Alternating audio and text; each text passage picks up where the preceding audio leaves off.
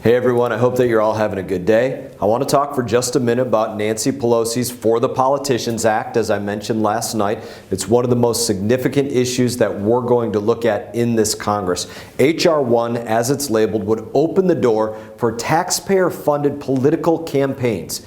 It would literally provide a 6-to-1 match for donations into campaigns of $200 or less. Now let me tell you what that means in English.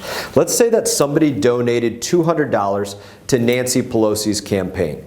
The federal government would then come in and pay to her campaign $1,200 of taxpayer dollars into that account.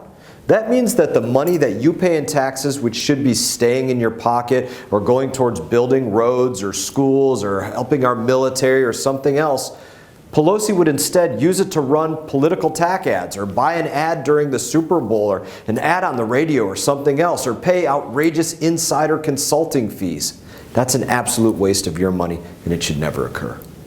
Hey everybody, I hope that you're all having a great week. I'm back to explain why Nancy Pelosi's For the Politicians Act should frighten every single American. H.R. 1, as it's called, it would also reduce the number of Federal Election Commission members from 6 down to 5, allowing the political party with 3 commission seats to control the entire commission. Now you might be asking yourself, what is the Federal Election Commission? Why should I find the reduction in members from 6 to 5 concerning at all in my life? Well, the Federal Election Commission, or the FEC as it's known, it's an independent is what it's supposed to be, regulatory agency whose purpose is to enforce campaign finance law in the United States federal elections. The FEC, it's intended to be nonpartisan by its design, but this legislation would change all of that. Reducing the FEC members from 6 down to 5 would effectively give whatever party is in power complete control over enforcing campaign finance laws in the United States. It would open the door to using campaign law enforcement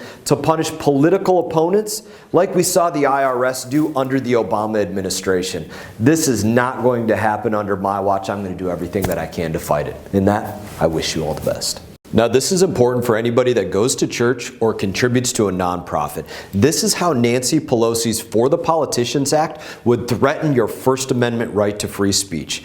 In our last video, I explained how H.R. 1 would reduce the number of Federal Election Commission members from 6 down to 5, which would allow one political party to control the commission. Now you might be asking yourself, how does this change to the FEC affect my First Amendment right to free speech?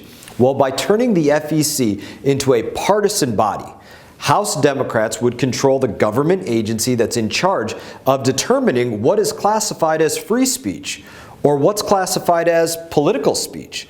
So here's an example of how this affects you in real life. Let's say that your priest or your pastor or your reverend or your chaplain or your rabbi delivers a sermon some Sunday or some Saturday about protecting the unborn.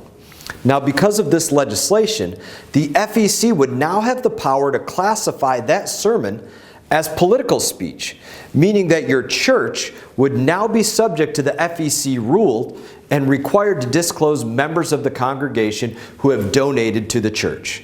That means that if you donated to your church, your personal information, meaning your home address, your occupation, your employer, that would be put into a searchable government database, subjecting you and other members of your congregation who have donated to the church to possibly politically motivated harassment or intimidation or whatever other use somebody wants to use that information for. Giving a partisan government agency the power to determine what is free speech and what is political speech goes against everything that we stand for as Americans.